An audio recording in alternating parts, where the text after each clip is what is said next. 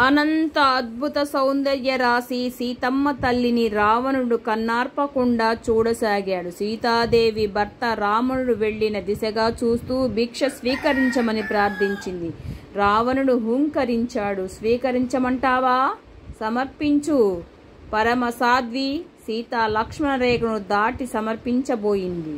అంతే, పరిసరాలు ప్రతిధ్వనించాయి. కాషాయాంబరధారి రూపం మారింది. వజ్ర వైఢూర్య మణి మరకత కిరీటంతో అపూర్వాభరణాలతో 10 తలలతో రావణుడు వికటట్టహాసం చేశాడు.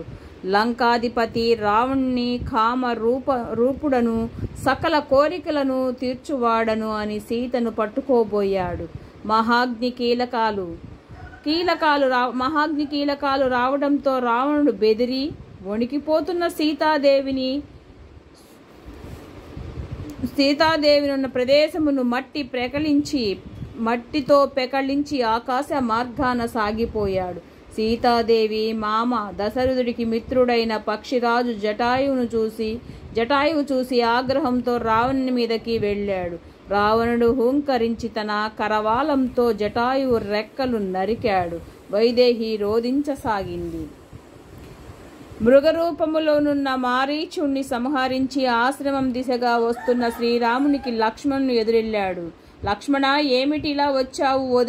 వదిన సీతను వదిలి రావచ్చునా అని ఆందోళనతో ఆశ్రమం వైపు వేగంగా కదిలాడు శ్రీరాముడు. ఆశ్రమంలో అడుగు పెడుతూనే సీతా సీతా అని పిలిచాడు. స్పందన రాకపోవడంతో ఆందోళన చెందాడు. ఆశ్రమం ప్రాంతంలో చెట్టు పుట్టని అడిగాడు.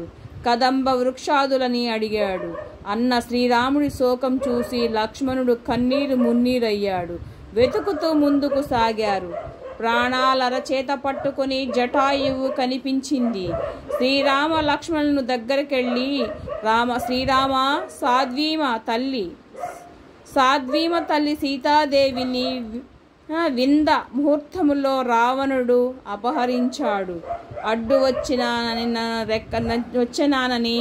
నా రెక్కలు విరగ్గొట్టి వాడు పశ్చిమ దిశగా వెళ్ళాడు అని చెప్పి పక్షిరాజు కన్ను మూశాడు. శ్రీరామ లక్ష్మణులు పశ్చిమ దిశగా వెళ్ళారు. మార్గం మధ్యలో భయంకరుడైన వాడు వికార రూపుడైన రాక్షసుడు కబంధుడు శ్రీరామ లక్ష్మణులను సంహరించ ప్రయత్నించాడు. పురుషోత్తములైన శ్రీరామ లక్ష్మణుల చేతిలో సంహరింపబడ్డాడు. తిరిగి పశ్చిమ దిశగా సాగారు.